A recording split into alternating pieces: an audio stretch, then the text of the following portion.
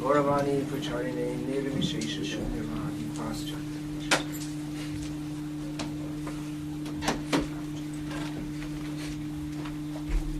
Om Namo Bhagavate Vasudevaya.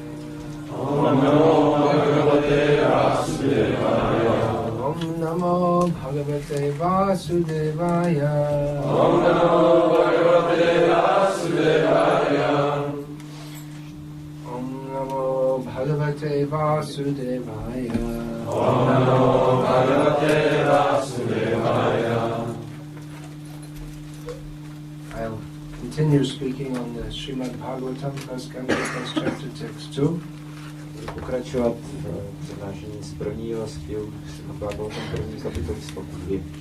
Continue means that I've been speaking on it prior to coming here, so you'll get an in the middle commentary, starting halfway through the verse. Takže já v tom pokračuji, to znamená, že jsem začal ještě předtím, než jsem přijel a vy se do toho tady dostanete v polovině verše. But presuming or hoping that you're all at least somewhat familiar with this verse, it's a very important verse. Předpokládám a doufám, že jste aspoň do nějaké míry s tím veršem obeznámeni, protože je důležitý verš. Is it? Oh, okay, very good.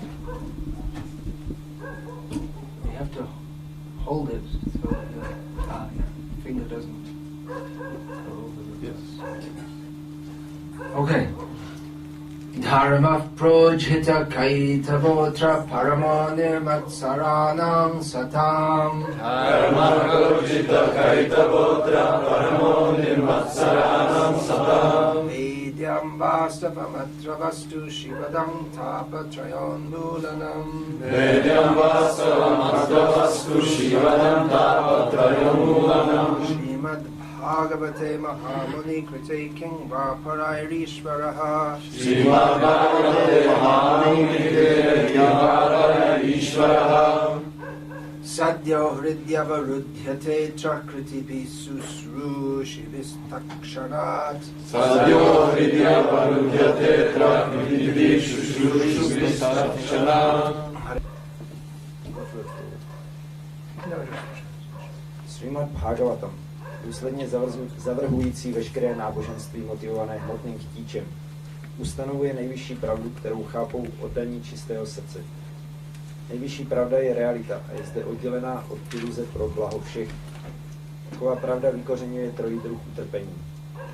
Překrásný Srimad Bhagavatam byl sestaven velkým mudrcem Vyasadevem v jeho zralosti a sám o sobě stačí k realizaci Boha.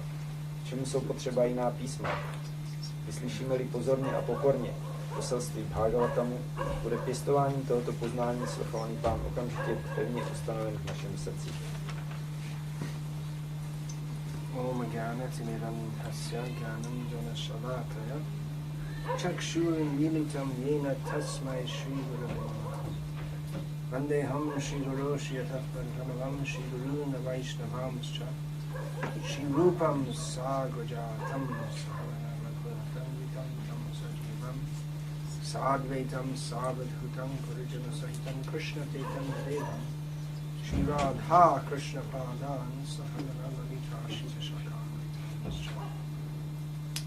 Hare Krishna Krishna Krishna Hare Hare Hare Rama Rama Rama Hare Hare. So this Srimad Bhagavatam is the actual substance of the Vedas. Srimad Bhagavatam je skutečnou podstatou Ved. As established in the verse previous to this, that actual substance is the source of everything, Krishna. Jak je jasně řečeno v předcházejícím verši, že podstatou všeho je Pán Sri Krishna. That Srimad Bhagavatam is the topmost Vedic literature is established in this verse and in the next verse. Protože Srimad Bhagavatam je nejvznešenějším védským textem, je jasně řečeno v tomto a následujícím verši. In the verse previous to this, a very philosophical it's a philosophical exposition of the supreme truth. Předchozí verš dává velice filozofické vysvětlení nejvyšší pravdy. In the verse that is to follow this, apparently a different mood is introduced. Verš, který následuje dnešnímu, zavádí zřejmě jinou náladu. Where the hearers are exhorted to drink the rasa of Srimad Bhagavatam. Jsou posluchači pobízení, aby pili rasu Srimad Bhagavatam. Now, philosophy and rasa, they don't seem to mix. Filozofie a rasa se zdají jako neslučitelné. The path of jnana is always rejected in bhakti. Cesta jnany je v bhakti vždycky zavrhovaná. Arasagga kak chushe jnananim rafale rasagga kokil kai premamra mokule. In the conversation between Ramananda Rai and Chaitanya Charitamrita, it's stated. And Chaitanya Mahaprabhu, recorded in Sri Chaitanya Charitamrita, it is stated Zaznamenané v Chaitanya Charitamritě v rozhovoru mezi Chaitanya Mahaprabhuem a Ramanandou Rajem, that those who are ignorant of rasa, they're like crows. ti, kdo neznají rasu, jsou jako brány.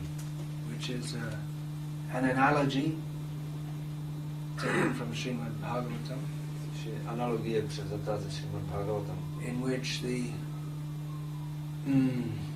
literatures which do not directly glorify the Supreme Personality of Godhead are called, what are they called? Anyone? Vyasa Tirtham. Yes, a pilgrimage place for crows. je řečeno veškerá literatura, která neoslavuje přímo nejvyšší osobnost božství, tak je jako poutní místo pro brány. It's sarcastic language. To je sarkasticky řečeno. Because crows don't have any concept of pilgrimage. Že brány nemají vůbec představu poutních cest. Now, Arasagya Kachushi, those who are devoid of bhakti rasa, they suck their cultivation of jnana or knowledge is compared to crows sucking neem fruits. Takže to, jak lidé neznající bhakti rasu kultivují poznání, je přirovnáno k vránám, které sají šťávu z dýmových plodů. Has anyone tasted neem? Usually you take the leaf and not the fruit. Chutnali jste někdy někdo neem? Zvykle se berou listy a ne plody. Generally you have to go to India to taste that. To člověk má chutnat, musí normálně do Indie. You get it here now? No. So what did it taste like? Jak to chutná? Very bitter. Velice trpké. Very bitter. Well, that's also one kind of rasa. To taky jeden druh rasy. But devotees are interested in madhurya rasa, sweet rasa. Oddaní se zajímají o sladkou rasu. And rasagya kokil. Now kokil, this is translated in Srila Prabhupada's books as cuckoo, although it's not really the same species as the cuckoo that we get in the West. Kokil v Prabhupádových knížkách překládáno jako kukačka, i když to není přímo ten pták, kterého máme tady. Who's seen a cuckoo? Viděl kukačku. You don't see them much, do you? They hide away. Není je moc vidět, oni se schovávají. But kokil is often seen in India, and they look actually somewhat like crows. They're very black, but their body is more slender and graceful.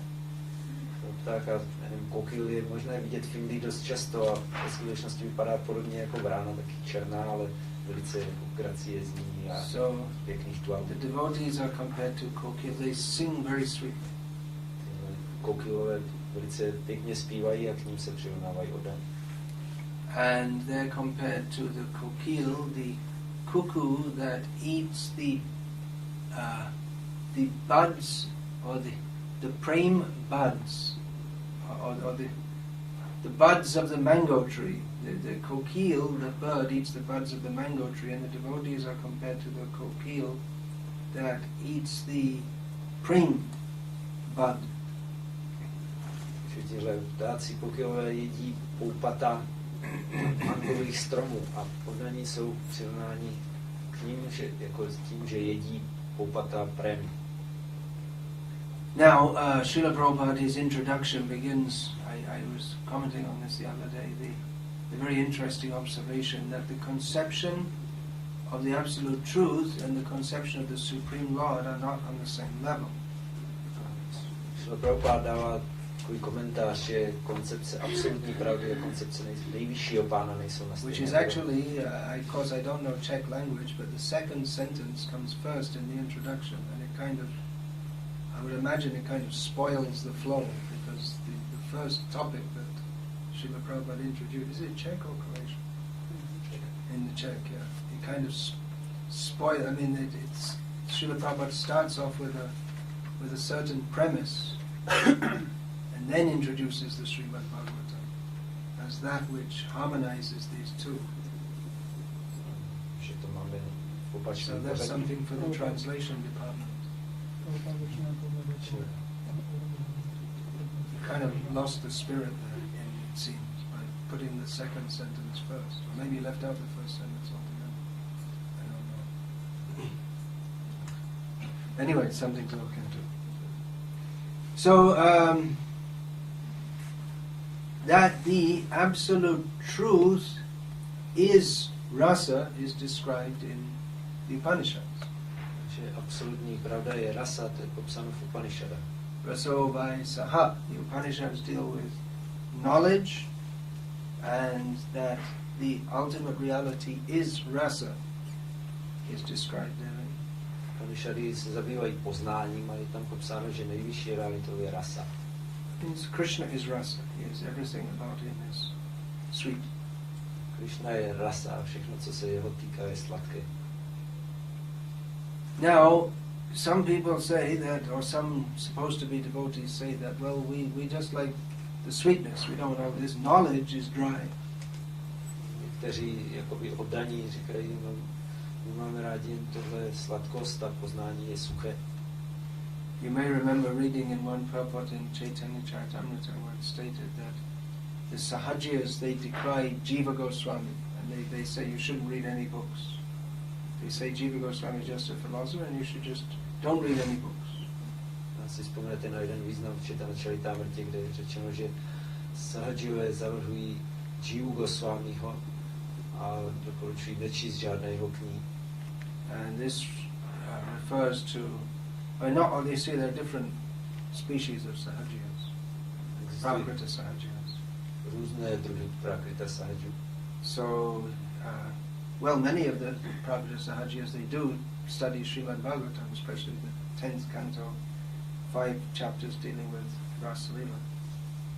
Mnozí Sahajové studují Srimad Bhagavatam, zvlášť 10. zpěv a 5 kapitol zabývajících se But there is a certain sampradaya which is still there in Vrindavan, it's called the Hit Harivangsha sampradaya, in which they say that we don't study any philosophy, we just recite the songs of our founder, whose name was Hit Harivangsha, which is full of bhakti ras, and there's no need to better don't do it, don't study any philosophy. Dodnes je ve Vrindavanu jedna sampradaya Hit Harivangsha, která říká, my nestudujeme nic než písně našeho zakladatele stejného jména, které jsou plné nálad a jinak nečtěte Srimad Bhagavatam. Well, that's maybe suitable for Nanda Maharaja and Mother Yashoda. To by mohlo být vhodné pro Nandu Maharaja a Matku Yashodu. We don't find any descriptions of them studying Vedanta or Srimad Bhagavatam for that matter. Nenajdeme nikde popisy toho, jak by studovali Vedantu nebo dokonce i Srimad Bhagavatam. Although they weren't ignorant of these topics.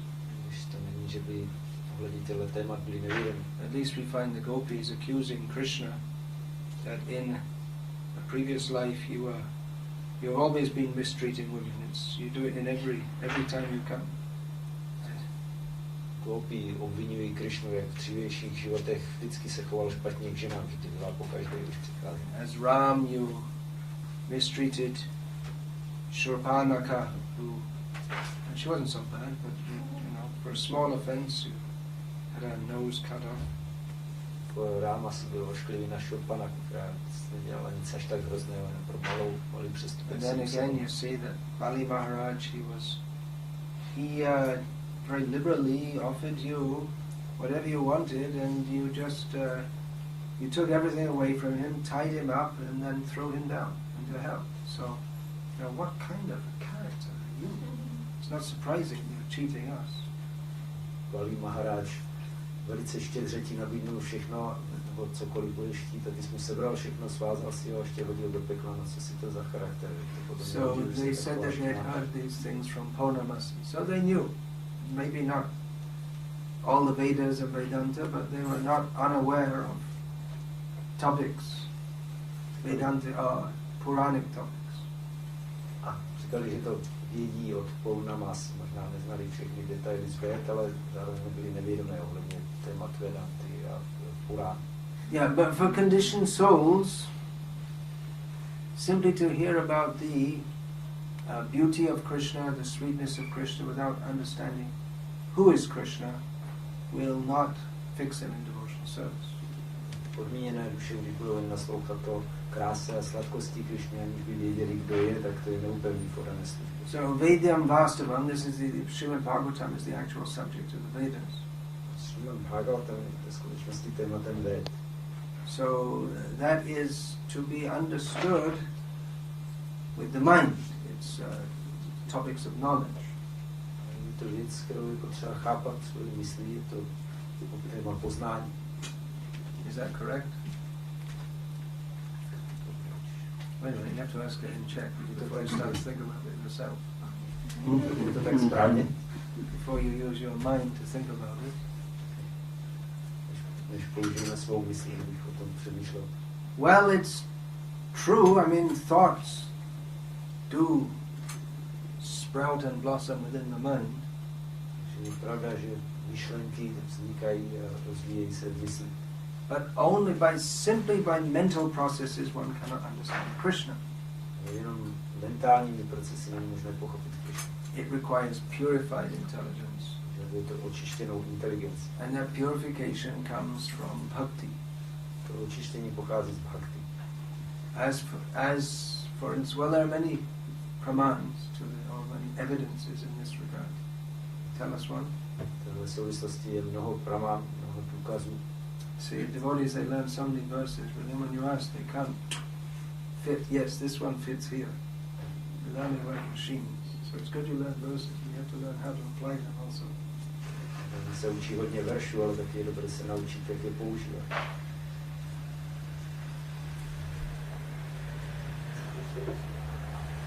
Anyone? I remember her question I was thinking. Yeah, I saw. Atashri Krishna Namadi Nabhavet Grahyam Indriyai Sevan Mukhe Hi Jivado Swayameva Spurati Adaha. Alright, you can get the translation. Že jméno podobu zábavy Krišny není možné pochopit pomocí našich hmotně otupělých smyslů, ale když je očistíme onou službou počínaje jazykem, tak potom je možné ty věci pochopit. Simply with the senses, including the mind, one cannot understand Krishna, but when the senses are purified by service performed to him with an attitude of service, then Krishna reveals himself to that person. Pomocí smyslů, včetně mysli, není možné Krišnu pochopit, ale když mu sloužíme se služebnickým postojem, tak potom se Krišna takové osobě věří. But then how will we get the inspiration in the first place to serve Krishna? Ale v první řadě, jak získáme inspiraci k tomu, abychom sloužili Krišnu? Well, we may get some inspiration by some or other coming in contact with or having acquaintance with the beauty of Krishna, songs about Krishna, and so on. Že nějakou inspiraci získáme, když se seznámíme s Krišnovou krásou, s písněmi o Krišnovi a tak dále. But we will, in such a state, we will process Krishna through our conditioning. V tomhle stavu si budeme zpracovávat Krišnu skrze svoje podmínění. So that we, in worldly consciousness, everything we see, touch, smell, taste, feel, remember, consider, we do so through the filter of what's in it for me, personal sense gratification. Když máme světské vědomí, tak všechno, čeho se dotýkáme, co cítíme, vidíme, slyšíme, dokonce i o čem uvažujeme, na co vzpomínáme, tak se to filtruje skrze pochopení, co je v tom, z toho pro mě, co z toho pro mě kouká, pro smyslový požití. So even when we consider Krishna, we think, well, how can I enjoy Krishna? Když uvažujeme o Krishnovi, tak si říkáme, jak se může užívat Krishna. Therefore, it's required to obtain the knowledge of our constitutional position in relation to Krishna. A proto je třeba, abychom získali poznání o našem přirozeném stavu ve vztahu ke Krishnovi. This is called Sambandha Gyan. Nazývá Sambandha Gyan. Understanding our constitutional position. How many times have we heard this term? Understanding our constitutional position as servants of Krishna, we can properly take to abhideya, or the process of devotional service. Pochopíme naše věčné přirozené postavení jako služebníci Krishny, což jsme slyšeli mnohokrát, tak potom můžeme náležitým způsobem začít s abhidheyou. And if the Sambandha Gyan is correct, then by performing abhideya devotional service, it leads to the actual prayojan or necessity, which is Krishna prem, love of Krishna. Pokud máme správnou Sambandha Gyanu, tak proces abhidheyi oddané služby vede k tomu správnému závěru prayojaně lásce ke Krishna. But if the Sambandha Gyan is not correct in the first place, then even though we perform devotional service, it won't lead to Krishna prem. Jestli už Sambandha Gyan není v pořádku, tak i když budeme dělat tu danou službu, nepovede to ke Krishna prem. We have to get pointed in the right direction and then go on our journey. If we're not pointed in the right direction, then we're going the wrong direction. Musíme být nasměrování správným směrem a pak se vydat na cestu. Když budeme nasměrování špatně, tak budeme špatným směrem. Yeah. So this knowledge is required in devotional service. Poznání je zapotřebí v oddané službě. Not the dry knowledge of the Gyanis, who are simply it's not actually really knowledge at all. They're just trying, in the name of knowledge, they're trying to avoid Krishna. Suché poznání Gyány, které ve skutečnosti ani není poznáním, oni jenom ve jménu poznání se snaží obejít Krishnu. That knowledge simply makes the heart dry and hard. Potom takové poznání jenom vysouší a utvrzuje srdce. But Krishna is not dry or hard. Krishna není suchý nebo tvrdý. Krishna is moist and soft, or rasa is moist and Krishna is soft. Krishna nebo rasa je vlhká a Krishna je měkký. You can't, rasa means it has to be tasted through liquid. If it's dry, you can't taste anything. Rasa. If the palate is completely dry, you can't taste anything. Kdybychom mohli vychutnávat rasu, tak k tomu potřebujeme nějakou tekutinu. Suché věci, když máme suchý a nic nemůžeme chutnat. Suha. Sukha roti. Dry chapatis. Yeah.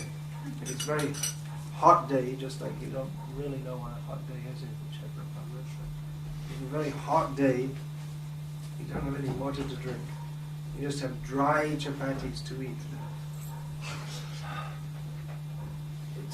It's not at all relishable to eat. Takže když je horký den, což tady v Čechách neznáte, a nemáte nic k pití, jenom suché čapáty, tak to není nic, na čem byste si mohli pochutnat. It's the same word, sukha in Hindi. V Indii je podobné slovo sukha. It's dry. Znamenající suché.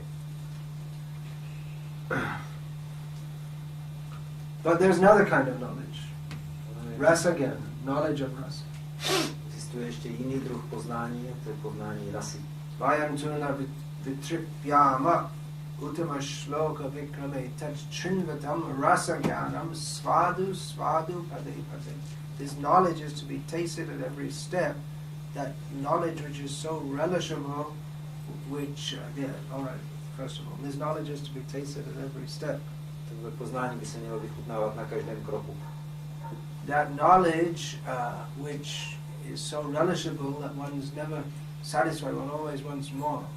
Poznání, které je tak chutné, že člověk nikdy není spokojený a pořád chce víc. That is knowledge of the great activities performed by he who is praised in the best verses. To je poznání o činnostech té osoby, kterou objevují vybrané verše.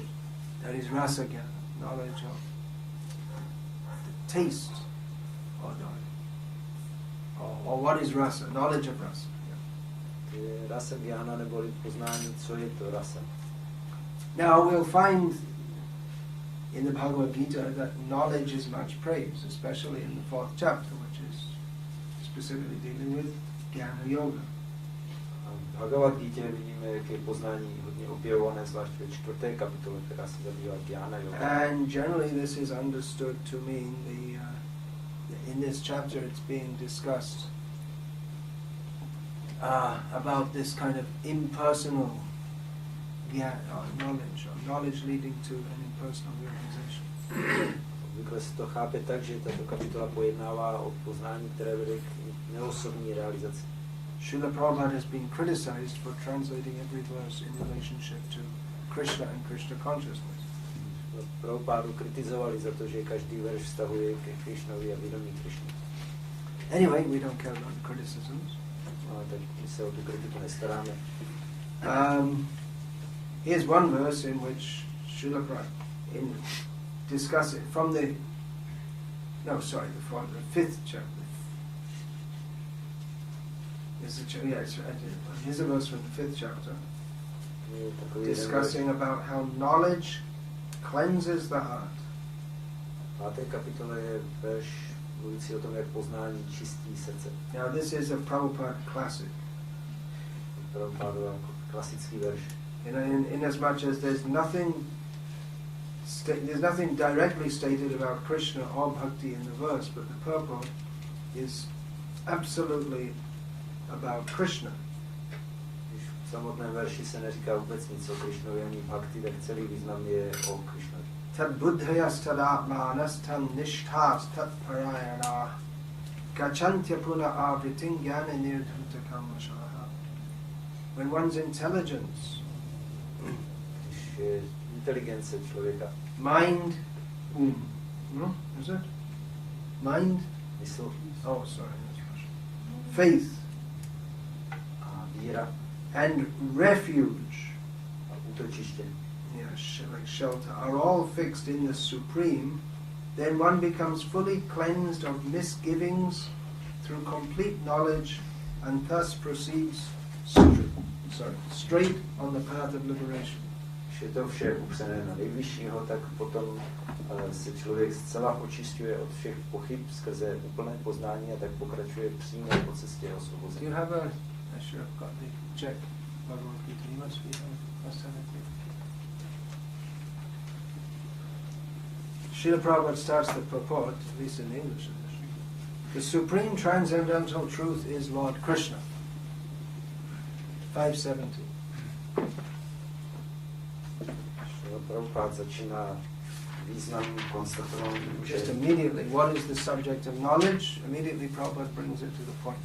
Že Pán Šrí Krishna je nejvyšší transcendentální pravdou. The whole Bhagavad Gita centers around the declaration that Krishna is the supreme personality of Godhead. That is the version of all Vedic literature. Celá Bhagavad Gita se soustředuje kolem prohlášení, že Krishna je nejvyšší osobnost božství, to učí všechna védská písma. Paratattva means the supreme reality who is understood by the knowers of the supreme as Brahman, Paramatma and Bhagavan. Paratattva znamená nejvyšší skutečnost, kterou znalci nejvyššího vnímají jako Brahman, Paramatmu a Bhagavan. So like this, Srila Prabhupada, the whole purport is not a very long purport, but he goes on to explain everything in relation to Krishna. Není to dlouhý význam, ale celý význam Srila Prabhupada všechno vysvětluje ve vztahu ke Krishnovi. Which is actually the point of Bhagavad Gita and of all the Vedic literatures. Což je vlastně pointa Bhagavad Gita a celé védské literatury. Jnana nirdhuta kalmasha. One who has knowledge, he's cleansed of all misgivings. Jnana nirdhuta kalmasha, kdo má poznání, tak je očištěn od všech nejasností. Kalmasha actually means dirt. Kalmaša vlastně znamená špína. Srila Prabhupada translates it here as, the example is, by knowledge one is cleansed of dirt. And dirt here, Srila Prabhupada explains this to mean misgivings. Poznání omývá od špíny a to špínu tady Srila Prabhupada vysvětluje jako nejasnost. I don't know if you have an exact translation of the word misgiving in Czech. It's a kind of subtle word. It means doubt, but it means just not exactly a doubt of, just like I'm not sure whether Prague or Brno is the capital of Czech, but it means like distrust of someone. It's a doubt mixed with distrust. If someone tells you Prague is the capital of Czech, and you think, well, maybe he's saying that just to cheat me. But it does. It's not just the fact that you doubt, but you doubt the intention of the person also. To anglické slovíčko myslím má subtilní obsah v tom, že je to pochyba spojená s nedůvěrou, že ten člověk nechce podvést, když říká, že Praha je hlavní město České republiky. So it indicates a lack of trust in Krishna. To naznačuje nedostatek důvěry v Krishna.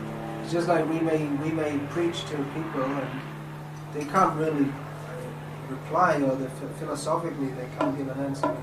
Still, they just don't want to accept it. Můžeme lidem kázat a oni na to nemají filozofické argumenty, ale přesto nechtějí přijmout, co říkám. Or people try to invent so many allegations against devotees because they just want to avoid the implications of this philosophy, which is surrender to Krishna. Vymýšlejí mnoho obvinění oddaných, jenom proto, že se chtějí vyhnout závěru, kterým je odevzdat se Krishna. Just like this, there's this Ritvik Vad, which is quite popular among a certain group of, what's the right adjective, demented people. Je tady ta Ritvik Vada, která je docela populární mezi určitými lidmi, kteří se chtějí nějak prosadit. And they bring out demented, že jsou prostě... Demented means mentally warped. Znamená, že jsou prostě mají mentální nějaké poruchy. Dementia, yes. So they bring out very beautifully produced color magazines, and the subject matter is just all the faults of ISKCON, real, imagined, and exaggerated. Že vydávají barevně vyvedené nádherné magazíny a jediným obsahem jsou chyby ISKCONu, buď skutečné, nebo vymyšlené, nebo zveličené. Even if it was all true, it doesn't support their theory. It's got nothing to do with their theory. Even if everything they said was true, it still doesn't mean that their theory, that their so-called philosophy is correct. Kdyby to všechno byla pravda, co říkají, tak to stejně neznamená, že jejich teorie nebo takzvaná filozofie je správná. So they want to avoid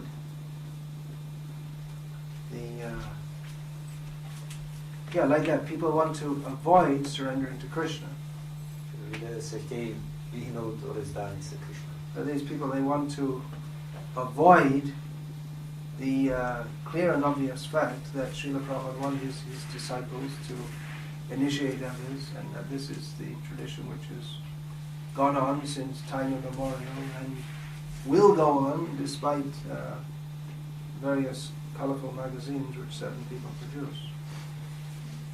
Chtějí také vyhnout skutečnosti, že Prabhupada chtěl, aby jeho žáci dávali zasvěcení, je to tradice, která pokračuje už od nepaměti a bude pokračovat dál i navzdory všem těm barevným magazínům. Notwithstanding the problems that have and are and will be experienced in that system. Bez ohledu na problémy, které byly a jsou a budou v tomto systému. So, by knowledge one should be cleansed of misgivings. Takže díky poznání se má člověk zbavit těchto nejasností a pochyb. there has to be trust to receive knowledge. Musí mít důvěru, aby mohl přijmout poznání. So, I guess the purpose of that magazine is to break people's trust. Takže si mi zdá, že účelem toho magazínu je narušovat víru. But actually, if people actually were developing faith in Prabhupada and love for Prabhupada, then they should speak always about Krishna, as Prabhupada did. Kdyby ti lidé rozvíjeli důvěru a lásku k Prabhupádovi, tak by měli pořád mluvit o Krishnovi, jako mluvil Prabhupada. Srila Prabhupada, he did point out the faults in various wrong philosophies. Prabhupada poukazoval na různé nedostatky různých nových filozofií. But he was focused on praising Krishna, glorifying Krishna. Pořád se zaměřoval na objevování Krishna. He didn't start a campaign, for instance, to vilify the Gauriya Math. He said a few things, but he didn't, it wasn't like the major point of his preaching. The only thing he had to preach about. Zahájil nějakou kampaň, kde by osočoval Gaudiya Math. Řekl pár věcí, ale nebyla to hlavní věc, na které vystavil. So, when one is freed of misgivings, then one is prepared to surrender to Krishna. Když se člověk zbaví těchto pochyb, nedůvěry, tak pak je připravený se odevzdat Krishna. And that is the knowledge which is given in Srimad Bhagavatam. A to je poznání dané ve Srimad Bhagavatam. As described in the first verse of Bhagavatam. Je popsáno v prvním verši Bhagavatam. The first verse of Bhagavatam establishes Krishna as the Supreme Personality of Godhead. První verš Bhagavatam jasně ustanovuje Krishnu jako nejvyšší osobnost božství. And that this Krishna is not simply some distant Lord, but the supreme lovable person. He is to be approached through love, through bhakti. This is outlined in the third verse. Takže Krishna není nějaká vzdálená osoba, ale to je osoba, ke které se vyvíjí láska skrze bhakti, tak to je řečeno v třetím verši. So Vedyam Vastavam, the actual point to be understood in the Vedas is Krishna and Krishna Bhakti.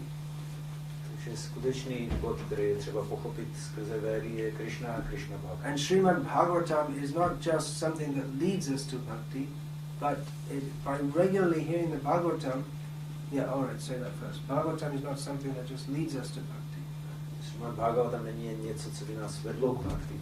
It is not simply outlining a process of knowledge that we can leave behind when we come to Bhakti. To je jenom nějaké vyložení poznání, které potom, když dojdeme k Bhakti, tak můžeme už nechat za sebou. But by hearing Bhagavatam, Bhakti is awakened. Bhaktir utpadyate pumsa. Nasloucháním Bhagavatamu se Bhakti probouzí. The subject matter of Bhagavatam is the subject matter for hearing for rasika bhaktas, or those who are relishing the mellows of bhakti. Téma Bhagavatamu je tématem, které by měli naslouchat rasika bhaktové, kteří vychutnávají nálady bhakti. So Shivadam Tapatrayan Moolanam. This Srimad Bhagavatam is auspicious. Tento Bhagavatam je příznivý. And it uproots the threefold miseries. Vykořeňuje trojí utrpení. Namely, the adhyatmic, adibhotik, adidaivic miseries caused by one's own mind and body, miseries caused by other living beings, and miseries caused by natural disturbances. Utrpení od vlastní mysli a těla, od jiných živých bytostí nebo od přírodních katastrof. Now we'll find that all the parts of the Vedic literature it's considered auspicious. Yeah, all the parts of the Vedic literature. It's by following it one is expected to enter auspicious life. Všechny části Véd jsou pokládány za příznivé, pokud je člověk následuje. To observe dharma is considered auspicious. Následovat dharma je považováno za příznivé. To observe dharma is auspicious for oneself and for others. To je příznivé pro člověka samotného i pro druhé. And the acquisition of artha and enjoyment of kama and pursuit of moksha are all to be done on the basis of dharma. Dosahování arty a užívání si kámy a potom usilování o mokšu, to všechno by se mělo dělat na základě dharmy. Srimad Bhagavatam rejects cheating religion, cheating dharma, and declares itself to be Shivadam, that which bestows auspiciousness. Srimad Bhagavatam zavrhuje podvodnou dharmu a ustanovuje sebe jako zdroj veškeré příznivosti. In other words, it's stating that ordinary dharma is not really auspicious. Jinými slovy říká, že obyčejná dharma ve skutečnosti není příznivá. To act according to dharma means to do that which is auspicious, which is good for others. Jednat podle dharmy znamená dělat to, co je příznivé pro druhé. Thus we find at the beginning of Bhagavad Gita, Arjuna was in a dilemma. Vidíme na začátku Bhagavad Gita měl Arjuna dilema. He didn't know what to do. Nevěděl, co dělat. This was based upon various personal reasons. To se zakládalo na různých osobních důvodech. He didn't want to fight with those he loved. Chtěl bojovat s těmi, které měl rád. And he thought, well, even if we win, what's the fun if everyone we love is dead? No a i kdybychom vyhráli, tak co potom bude za zábavu, když všichni, koho máme rádi, budou mrtví. And also from the point of view of dharma, he felt it was, which is true, it's wrong to fight with and attempt to kill one's gurus. Z hlediska dharmy to viděl, což je pravda, že není dobré bojovat a snažit se zabít své guruji. And he was afraid that if all the men all the kshatriyas who are supposed to protect society are killed, then rogues would take advantage, pollute the women, and therefore all of society would be filled with varna sankara and it would be a big mess. Sorry for the long sentence. Bál se, že když budou všichni kshatriyové zabiti, tak nebude kdo by mohl ochraňovat obyvatelstvo a využijou toho darebáci, kteří potom znečistí ženy a z toho bude spousta varna sankary na celém světě bude. So anyway, Krishna explained to Arjuna why he should fight. Krishna Arjunovi vysvětlil, proč by měl bojovat. And at the end came up with the most revolutionary statement to give up all kinds of dharma anyway. Na konci přišel s velice revolučním výrokem, že stejně by se měl vzdát veškeré dharmy. It means to give up all kinds of cheating dharma. Měl vzdát se veškeré podvodné dharmy. Because any dharma relating to the our condition within this material world is ultimately cheating for the soul. Každá dharma, která prodlužuje tady podmínění duše v téhle světě, v konečném smyslu podvodná. Because auspiciousness in this world cannot go beyond living a pious life. Protože příznivost v tomto světě nemůže jít dál než k zbožnému životu. Or in the ultimate issue, attaining liberation. Ono nejvíc potom dosáhnout osvobození. But all of these without Krishna bhakti is simply cheating for the soul. Tohle všechno bez Krishna bhakti je jenom podvod pro duši. Because it does not situate us in our constitutional position. Nás to neumístí v našem věčném přirozeném postavení. The well-known example is that of the fish out of water. Známým příkladem je ryba na suchu. Whatever desirable items are offered to a fish, as long as this fish is not in the water, he'll always be uncomfortable and unhappy. Když se budou rybě dávat jakékoliv žádoucí předměty, tak dokud nebude ve vodě, tak nebude se cítit dobře. So that throughout the Vedic literatures, activities pertaining to dharma, artha, kama and moksha are described as shivada, or that which gives auspiciousness. That's another kind of cheating. Celá védská literatura popisuje činnosti spojené s dharmou, artou, kamou, mokšou jako shivada, ale to je zase další podvod. It's only relative auspiciousness. To je jenom relativně příznivé. But it is not ultimate auspiciousness. Není to konečná příznivost. It is true that it's auspicious, but it's not the param satyam. It's not connected with the supreme truth. Je pravda, že je to příznivé, ale není to spojeno s nejvyšší pravdou. Srimad Bhagavatam is actually auspicious.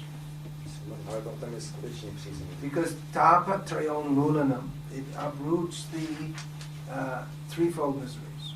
Takže vykořeňuje trojí trpení. These threefold miseries pertain or accrue to the living being because of his non-connection with Krishna. Tohle trojí utrpení užívá bytost zažívá, protože má spojení s Krishnou. Only pure devotional service is capable of fully uprooting the threefold miseries Čistá oddaná služba je schopná plně vykořenit trojí utrpení. By completely cutting out here it said, unmulanam, uprooting, by taking out the root of material desire.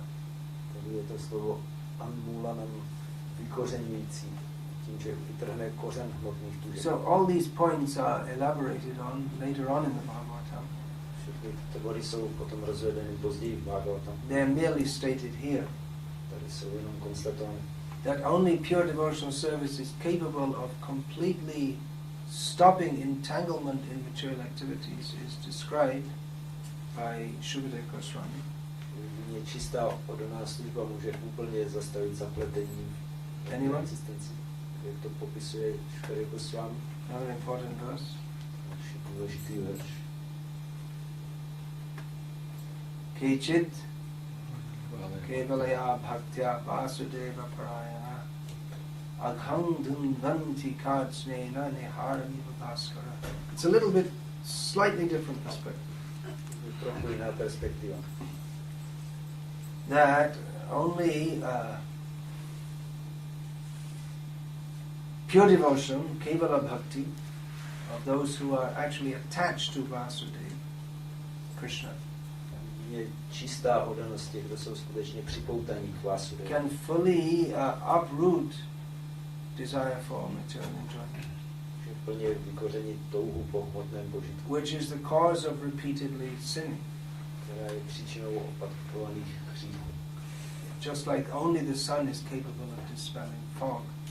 Jako jedině slunce je schopné rozptýlit nohu. So there's another important point that, see, bhakti can be executed, or some kind of bhakti, some kind of devotional activities are executed by persons who are they're actually more interested in dharma, artha, kama and moksha. To je další důležité, že určitý druh praktických činností dělají osoby, které jsou ve skutečnosti připoutané. But they're not kevala bhaktis, they're not on the path of pure devotion.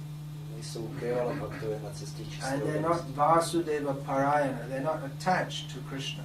Nejsou připoutaní ke Krišnu. They're attached to dharma, artha, kama and moksha. Jsou připoutaní k těmto čtyřem cílům. Therefore, their devotional service is not truly Shivada, it's not truly auspiciousness bestowing. Proto jejich oddaná služba není skutečně šivadam, která vydávala It's not truly devotional service. Je to pravá oddaná služba. Chaitanya Mahaprabhu is praised as Amanda, his mercy is described as Amanda Dayadaya. It means that it's non-harm producing mercy or non-malefic mercy. Chaitanya Mahaprabhu je opěván tak, že jeho milost nepůsobí žádnou bolest, nějak neublíží. Whatever good we try to do for others in this world is always mixed with harm. Cokoliv se snažíme dělat dobrého pro druhé v tomhle světě, taky smíšíme s nějakým ubližováním.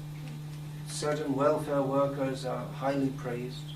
Jsou opěváni určití dobrodinci. Mother Teresa of Calcutta is highly praised as the greatest saint of the modern age. Teresa v Kolkatě je opěvána jako největší světec moderní doby. But by emphasizing care of the body, she simply increased the bodily concept of life. Zdůrazňováním péče o tělo posilovala tělesné pojetí života. Although we may not say so outside, but this idea in Christianity that your body is revived from the dead, and then when on the day of judgment, and then it's either shot up to heaven or thrown down to hell. It's just rooted in the bodily concept of life. Že na veřejnosti to neříkáme, ale tohle křesťanské pojetí, že v době posledního soudu se oživí vaše těla, proto buď vystřelení do nebe nebo schození, uvržení do pekla, tak to je posiluje tělesné pojetí života. According to the so-called Saint Augustine, they had to speculate, well, what kind of body? Because some people die at the age of 2, some people die at the age of 90. So he said 30 years old. You get a 30-year-old body. Takzvaného světce Augustína dostane osoba 30-leté tělo, někdo umře ve 2, někdo v 90, ale všichni budou. So this is an example of an attempt to, some kind of attempt to approach God, but based on ignorance. To je určitý pokus nějak se obrátit, přistoupit k Bohu, ale zakládá se na nevědomosti. And what kind of theological muddles you get into. A do jakých se dostaneme teologických modelů. So Srimad Bhagavatam is presented on the platform of knowledge of the personality of God. Srimad Bhagavatam je představován na základě poznání nejvyšší osobnosti božství. And although definitely it's much more entertaining to tell lots of stories and make everyone laugh, that wasn't generally Prabhupada's policy, Srimad Prabhupada's policy. Když je to zábavnější vypravovat příběhy, aby se všichni mohli smát, tak to nebylo obvykle Prabhupádův postup. But he always tried to inculcate in his disciples knowledge of the Bhagavatam as given by the previous acharyas. Se snažil do svých žáků vštípit poznání Bhagavatamu, jako předávali dřívější acharyas. By understanding this one attains actual auspiciousness. Pochopením toho člověk získává skutečně příznivé. Attains to devotional service. Sáhne oddané služby. And in this way goes beyond the miseries of material life. Tím překoná strádání hmotného života. Miseries of material life, they are attempt to be reduced by dharma, artha and kama, although they don't really reduce them at all. It's just shifting from one part of the hot burning copper plate to another. Takže dharma, artha, kama, moksha mají dávat úlevu tady od těch strastí hmotného života, když ve skutečnosti úlevu nedají, jenom to dají z jednoho horkého jediného tácu na druhý. And the attempt to attain moksha is an attempt to avoid the miseries. Pokus dosáhnout mokši je pokusem vyhnout se všem strádání. But it also misses the point because there's not knowledge of Krishna. Zase tam chybí poznání o Krishnovi, takže to Srimad Bhagavatam gives that knowledge of Krishna by which everyone can be benefited. Bhagavatam dává poznání o Krishnovi a z toho můžeme prospět každý. As Srila Prabhupada writes in the translation, or he presents in the translation, the highest, this is a Prabhupada aphorism, is how he words this, it's brilliant. The highest truth is reality distinguished from illusion for the welfare of all. There you are, just a few words. The highest truth is reality distinguished from illusion for the welfare of all. There, that's the highest truth. Prabhupada tady překladu píše takový aforismus. Nejvyšší pravda je realita, je zde oddělená od iluze pro blaho všech. So many philosophers trying to understand for so many years what is the highest truth. Srila Prabhupada, on the basis of Srimad Bhagavatam, states, the highest truth is reality distinguished from illusion for the welfare of all. Mnoho filozofů se po mnoho let snaží přijít na to, co je nejvyšší pravda. Prabhupada tady na základě toho verše říká, nejvyšší pravda je realita oddělená od iluze pro blaho. So we should go on hearing Srimad Bhagavatam so we can distinguish reality from illusion and thus be benefited. Bychom měli pokračovat v naslouchání Srimad Bhagavatamu, abychom měli oddělovat realitu od iluze a z toho mít prospěch. Just like you were telling me yesterday that you've been listening to a philosophical lecture, then you had some attraction to hear something about sport, but you turned the radio, but then you couldn't hear it because there was no taste after hearing Srimad Bhagavatam. Včera říkal, si poslouchal filozofii, ale potom si chtěl slyšet něco o sportu, tak se ladilo rádio, ale už nebyla žádná. Okay, is there any question about this, please? Nějaké otázky? Sorry, it's a bit disjointed because it's part of a series of lectures. Je to trošku jako mimo kontext, protože to patří do série přednášek. I know it's a bit heavy early in the morning. Možná trošku těžké po ránu.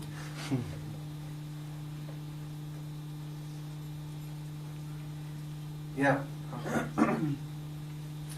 Gadadhar used to read Bhagavatam to Chaitanya Mahaprabhu. Gadadhar čítal Bhagavatam Chaitanya Mahaprabhu. And often, especially the stories of Dhruv Maharaj and Prahlad Maharaj. Často příběhy Dhruva Maharáže a Prahlada Maharáže. Yeah, so. Vždycky se objevují ve společnosti oddaní osoby, které se snaží nezralé jednat na těch vyšších úrovních oddaní služby, nebo se snaží nezralé propagovat. Often in a devotee society there are often persons trying to act prematurely on higher levels of Yeah. What should we do? Throw them out the window?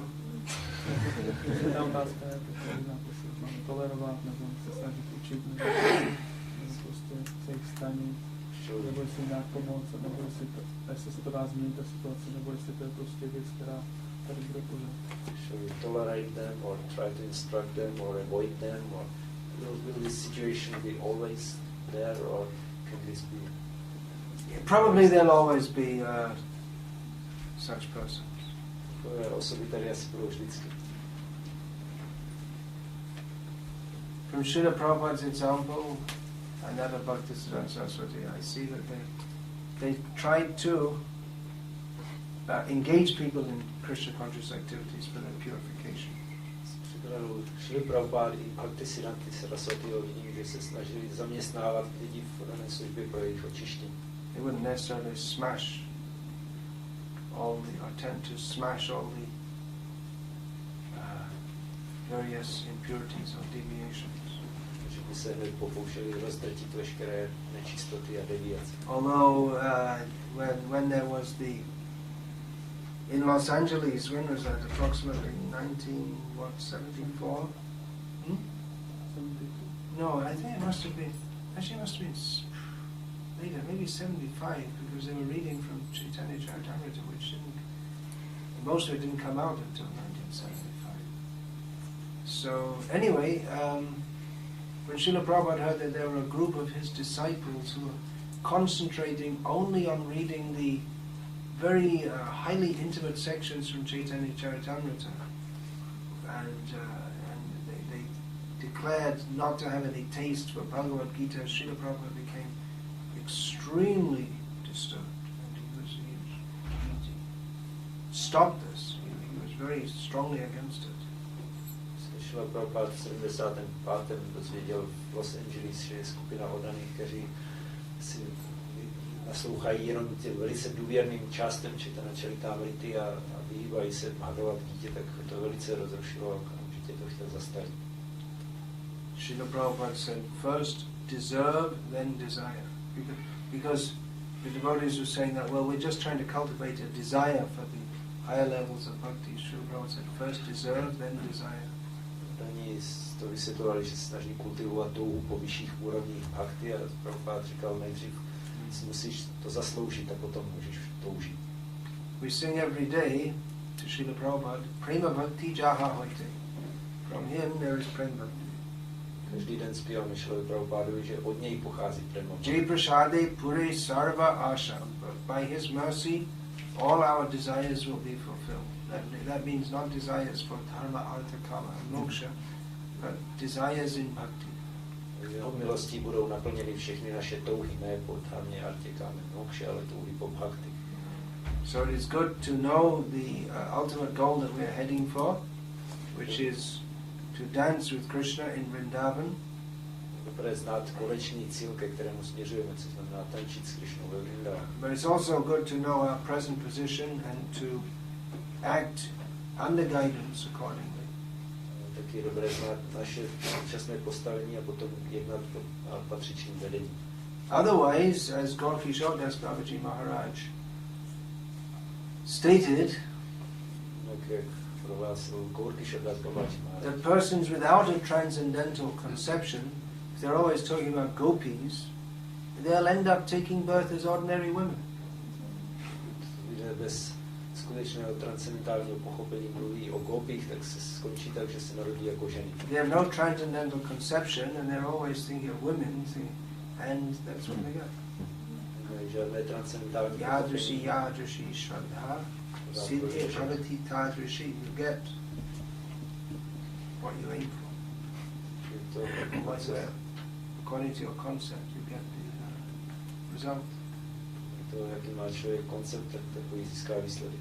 So it's very useful for us to again and again consider Jiva Swarup Hoy Krishna Nitya Das. The basis of all service, whether as a gopi or a butterfly or whatever in Vrindavan, is service to Krishna, acting for his pleasure. Pořád je pro nás užitečné myslet na to, že ať jsme gopi nebo motýl ve Vrindavanu, tak základem všeho je služba pro jeho potěšení.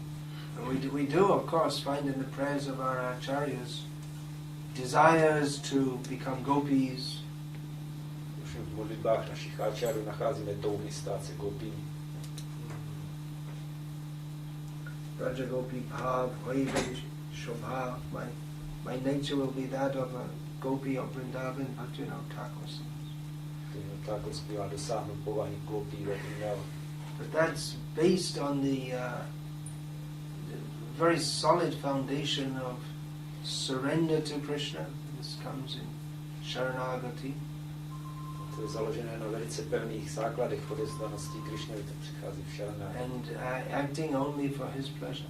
Jednání jenom pro jeho potěšení. It's very interesting that these prayers come at the end of Sharanagati, the collection of songs, that when one is fully surrendered, then this is the goal awaiting one. But one has to go through one has to have all the limbs of Sharanagati. Tohle je sekce písní v úplném závěru Sharanagati. Jakmile je plně odevzdaný, tak potom k tomuhle může směřovat, ale nejdřív musí projít všechny ostatní části. You had a question? Srimad Bhagavatam states about himself that it is the essence of Vedic scriptures, Vedic Vaishnava and these things. But and some person maybe will not want to accept it out of its circular reasoning. Circular reasoning, yeah. All right.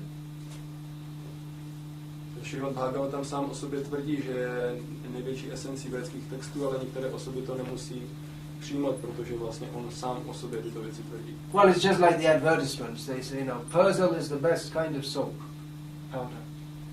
To je jako reklamy. Říkají, Persil je nejlepší prášek na praní. You think, well, why should we accept it? The Persil company is saying that Persil is the best. Of course they're going to say that they're the best. Bychom to měli přijmout jenom proto, že to ti výrobci tvrdí. Samozřejmě, že to bylo. But then if they give a scientific analysis that showing how Persil, I mean, of course, I don't know which is the best soap, but I'm just saying as an example that it does this and it does that for your cloth. It cleans it without spoiling it, and it's also well priced, and all in all, it's the best deal. So if they do a neutral analysis, scientific analysis, and show that it's the best, then you can understand that they're not just claiming that, but it actually is the best. Když tam přidají vědeckou analýzu, že to skutečně nejlíp vypere a nejlíp neublíží to těm látkám, cena je dobrá, takže potom se všemi těmihle důvody můžete na to přistoupit. Of course, you have to be careful if the company itself is giving a scientific analysis, because as we all know, there are lies, damn lies, and statistics. Musíte se mít na pozoru samozřejmě, když ta firma sama to analyzuje, protože oni potom často překrucují statistiky. But Srimad Bhagavatam doesn't just state that, well, this is the best. Ale Srimad Bhagavatam to není pravda, že by jen říkal to. Just like we find, dogmatic religionists. You have to believe in the Bible. It says in the Bible. You don't get this. Maybe you get them in Czech nowadays, is it? Everything's everywhere. But this is part of life in America. It's more like it's in the Bible. You're supposed to just immediately on the spot forget everything that you ever heard or said or thought about, and just because some fanatic is coming and shouting in your face, it's in the Bible. Tady ale zvlášť v Americe spousta takových náboženských kazatelů, kteří říkají, no je to v Bibli, takže zapomení všechno, co jsi vymyslel a co jsi slyšel, ale musíš to přijmout, protože to je řečeno v Bibli. But the Bhagavatam describes why it is the best. Bhagavatam popisuje, proč je nejlepší. Bhagavatam is the best because it uproots the threefold miseries. Že vykořenuje trojí utrpení. By giving Bhagavad Tattva Vijnanam. How is that affected? Bhagavad Tattva Vijnanam Mukta Sangasya Jayate, by giving systematic, scientific knowledge of the personality of God. Jak se toho dosáhne, že Bhagavad tam dává systematické vědecké poznání o nejvyšší osobnosti božství. We won't find anywhere else in the Vedic literature or in any other literature any description of the supreme truth that matches the first verse of Bhagavatam. Nikde v celé védské literatuře ani jiné literatuře nenajdeme popis nejvyšší pravdy, který by se mohl srovnávat už jenom s tím prvním Just by veršem. studying the first verse of Bhagavatam, they should just close all the church or convert them into temples of Krishna, because it completely leaves them in the dust. They have all the theological speculations which they've done for 2,000 years it doesn't get even past the first line of the Bhagavatam. Kdyby studovali první verš Bhagavatam, tak by měli zavřít všechny kostely a dělat z nich Krishnový chrám, protože všechny ty jejich filozofické spekulace. This is not a dogmatic statement. Read it. Try to understand it and see. Řádkou prvního verše to není nic dogmatického. Actually, Ravindra Swarup Prabhu, whose name you may have heard, he's a leading devotee in our society. He goes to interfaith meetings, and he presents the Rupa Goswami's analysis of karma and how the topmost Uttama Bhakti is that which is pure devotion without the covering of fruitive activities or mental speculation. He said you can apply this in any religion, to any religion, and just see how this is superior.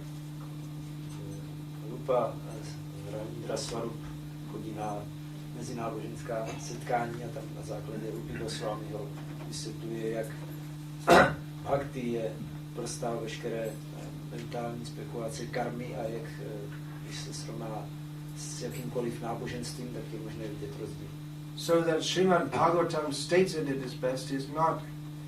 Generally, when you hear someone praise themselves, you think, watch out, he's a cheater. Když někoho slyšíte, jak chválí sám sebe, tak si řeknete, to jsem si napověděl, to je nějaký podvodník. But on the other hand, if someone does have something good which they want to share with others, they have to tell others that here's something good. Když někdo má něco dobrého, co by mohl dát druhým, tak musí říct, mám něco dobrého. And for Vyasadeva to pretend that the Srimad Bhagavatam is just, take it or leave it, one or the other, it's just the same as everything else, would simply increase the confusion. Kdyby Vyasadeva předstíral, že to je Bhagavatam můžete přijmout nebo nemusíte stejně jako cokoliv jiného, tak to by jen zvětšovalo zmatenost. Just like Srila Prabhupada used to say that you don't know who is God. People say, how can you say that Krishna is God? People say, well, if you have anyone better who fits the description of God, then tell us. If you don't, you should accept Krishna.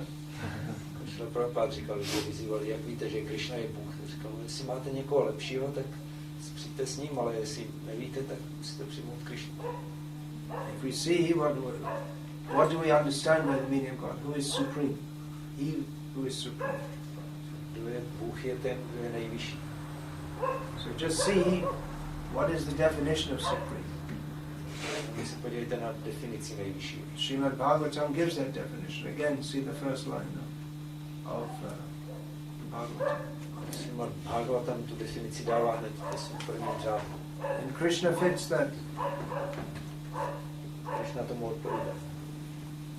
So try to understand. Bhagavatam itself exhorts us to understand scientifically, not dogmatically.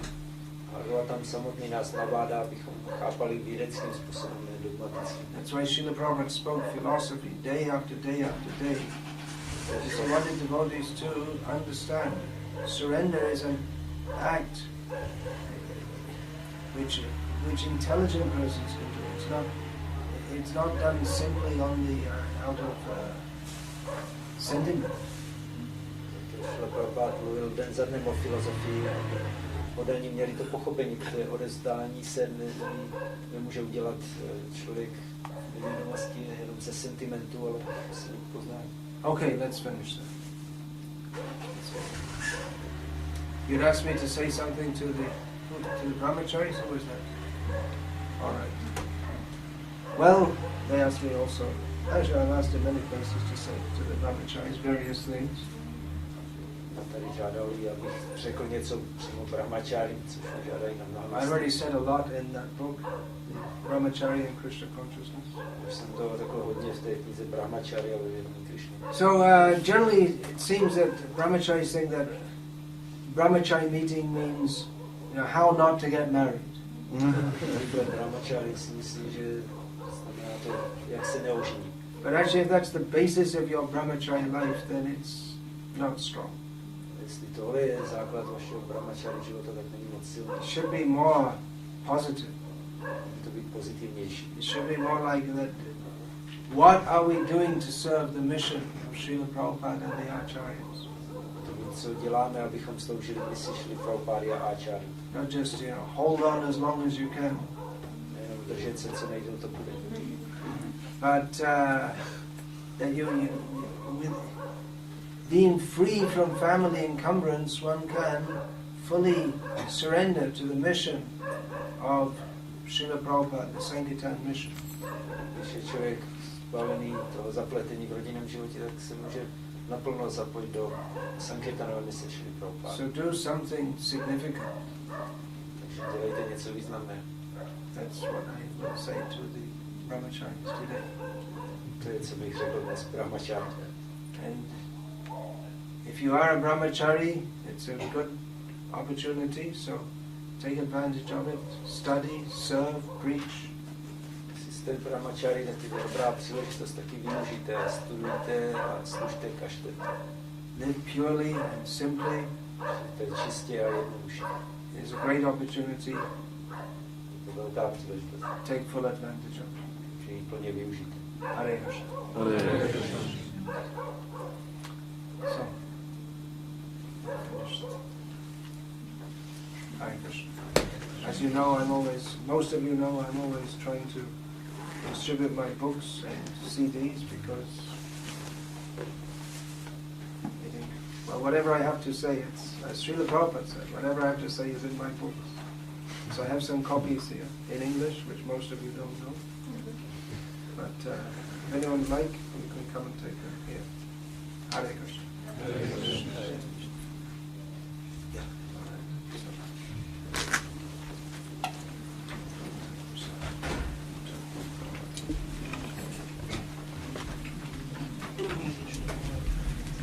Bhakti Vikas Maharaj ki.